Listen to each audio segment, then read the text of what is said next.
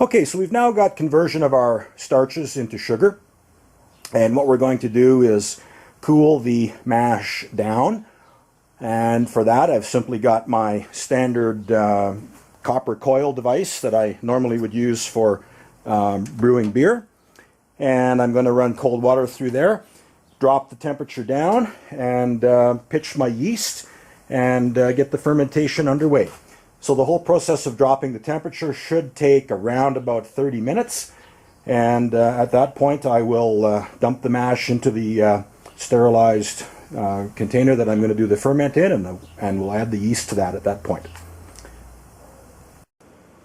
Now, the yeast that I typically use when I'm doing mashes to make a whiskey product is from White Labs in California, and what I purchase is their distiller's yeast, and the sub variety is called whiskey.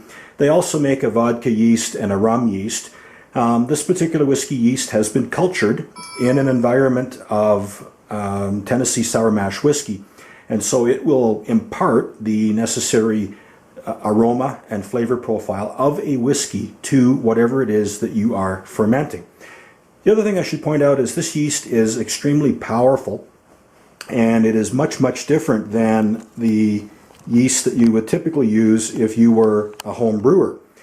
I have many years of experience with these Lalvin small little packets of yeast for home brewing, and I find that it requires a starter culture to get it going. It's very finicky. Not so with the distiller's yeast from White Labs. When you add that to your mash, you don't have to make a starter culture. You simply have to agitate it with a little bit of warm water, and it's up and running and it's ready to do its job.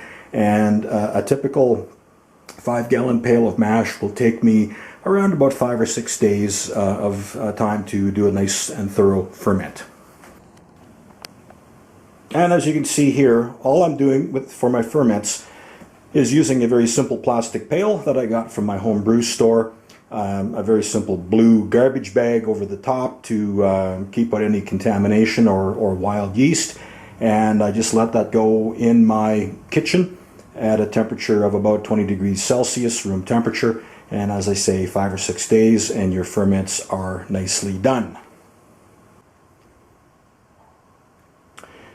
So after the completion of the ferment, what I do is I transfer the fermented wash into glass carboys, and I do that through a siphon hose. And the reason I do that is I'm running one of these hillbilly stills, and it of course has an electric heating element.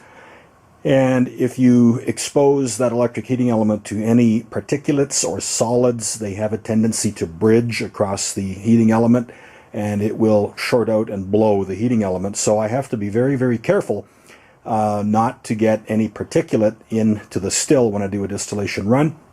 And therefore, that's why I transfer the mash into a glass carboy, and I leave it sit and let any other particulate come out of it. And as you can see here in the bottom of this one, there is quite a bit of particulate that has settled out in the bottom of the carboy. And that's exactly what I'm looking for, because I don't want that going into the hillbilly still. And so I'll leave these sit in my garage for 3 or 4 days, let everything settle out, and then I'll transfer that liquid into the hillbilly still.